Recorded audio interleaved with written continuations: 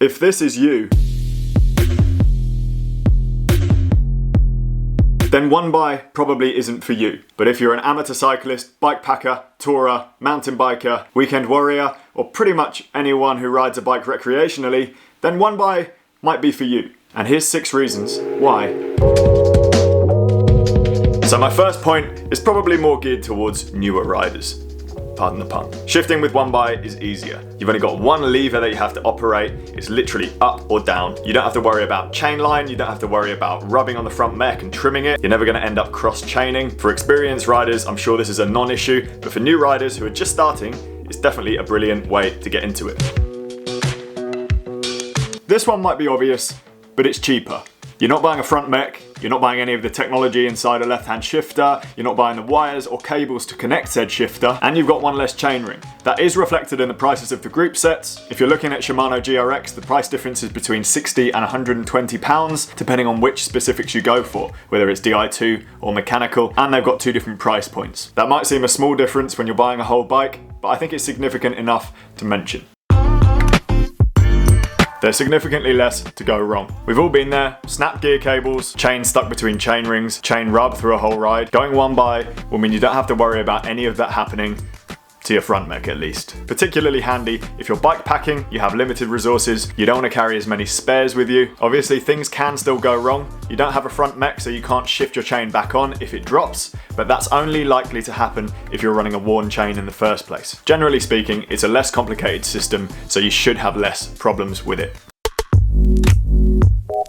It's lighter. Looking at Shimano GRX again, it's about 200 grams difference if you're looking at the Di2 version, and about 160 grams for mechanical. Now I think most of you will agree, that's quite a small difference, but if hill climbing is your thing, you'll see people are spending lots of money to try and get rid of 200 grams in other places on the bike.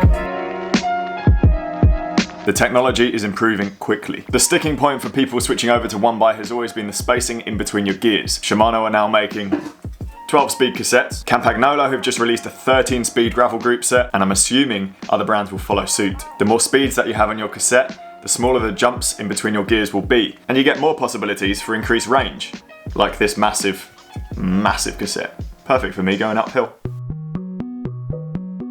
It's easier to clean and maintain. You haven't got a front mech in the way, so cleaning your bike's going to be easier. You can take your chain off for cleaning without having to run it through the front mech again. You don't have to maintain the cables that connect the shifter to the front mech, and it's generally just a much cleaner system. A front mech has small moving parts and pivot points, so it needs maintaining properly. A small point, but a point nonetheless. Now those points are all well and good, but what are the downsides? As I mentioned earlier, the spacing in between your gears is the main sticking point for people. I imagine that will be improving over the next few years when companies start releasing 13, 14-speed group sets. Having a nice tight range of gears can make or break a race, especially if you're TTing or riding up mountains. But I think riders need to ask themselves the question, does it apply to me? I would argue that unless you're racing or having some pretty serious smash-ups, one by is a good choice for recreational riders. Ask yourself, how often do you actually use your 5311? Can you match your easiest gear with a one by setup instead? I was up in the Pennines recently, the bike I was riding had a one by on it. I had absolutely no problems going out on fast rides with other riders who were using doubles. The terrain up there was pretty challenging, and the only small downside that I noticed was having to go into an aero tuck a little bit earlier on the fast descents. Bottom line though, ride what you want. There are no rules. Do what feels good and choose whatever setup that inspires you to ride more. Just don't completely write off one by because the pros don't like it. Thank you as always for watching. Please like, comment, subscribe. Let me know in the comment section down below what gear setups you're using, and I'll see you guys soon.